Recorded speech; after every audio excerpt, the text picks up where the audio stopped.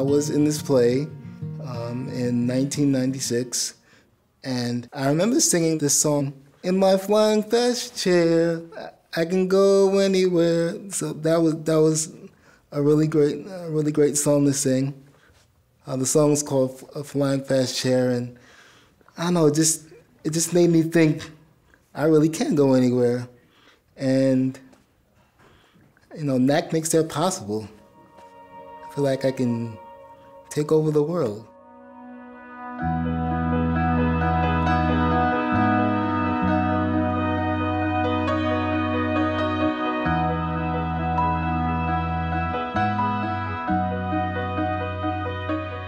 We're really no different than someone that's able-bodied. Societally, we really kind of put each other into all of these different categories that prevent us from connecting and bonding with each other. If you really get to know me or anyone else, you would see we have a lot more things in common than we don't. The way I look has been a challenge for me throughout life. People look at you and they assume that maybe you're slower than them or you can't do what they can do. My birth mother, she did drugs, so that's the cause of that. My father, well, he neglected me. He found out I had a birth defect. When I was growing up, there wasn't so much order in my house because my mother, she was on drugs. And so, having parents that's on drugs, it kind of makes things, chaotic. When I was a kid, my dad would call and say he would come by and see me, and have me sitting there waiting and never show up.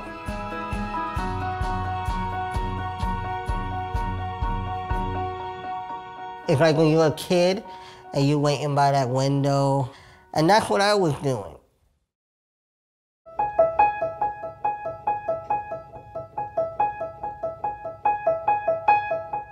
Without NAC, my life would have been... I probably wouldn't be here today, to be honest. Sometimes in life you need someone to believe in you. I didn't know what I was capable of until I came to NAC.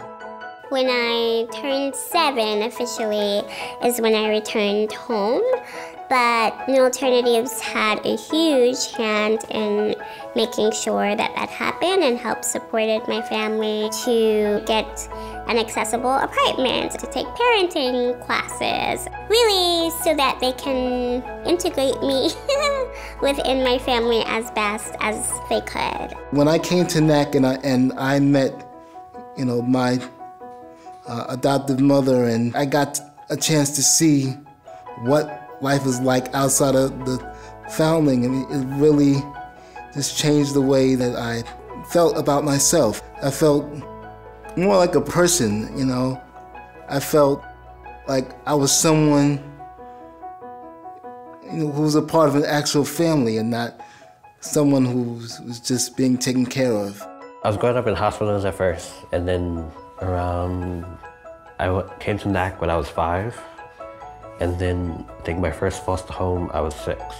I remember I was still living at the New York Foundling Hospital, and I was meeting with prospective foster parents. I guess I was just like a regular kid, just happy to be going to a home that was stable. What I've learned is never give up, stay true to who you are.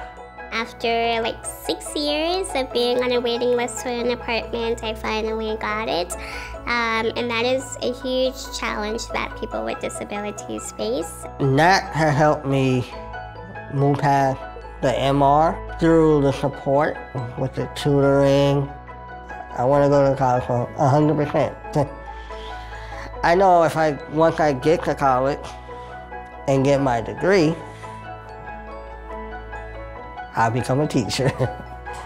I got my degree, my master's degree in art therapy. I was a therapist practicing for 4 years in the Bronx, working with adolescents and their families. And it was very meaningful. I was quite happy with just working with the people.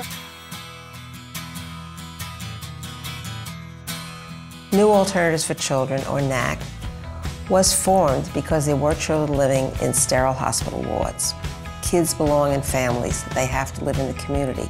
We have been able to provide an incredible service to the city of New York by offering these children and these families a wonderful program that will help them reach the potential that each one of these kids has. New Alternatives, they're like a family size because they've always been there.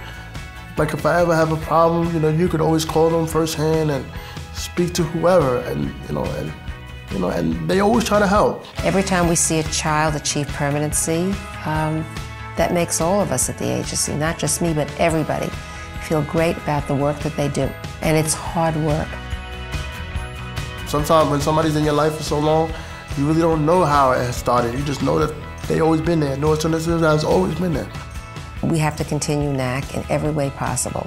In order to do that, we need funding and we need the support of the city and our government and everybody to make sure that we have the resources to help our children grow and develop into happy, healthy, and productive human beings.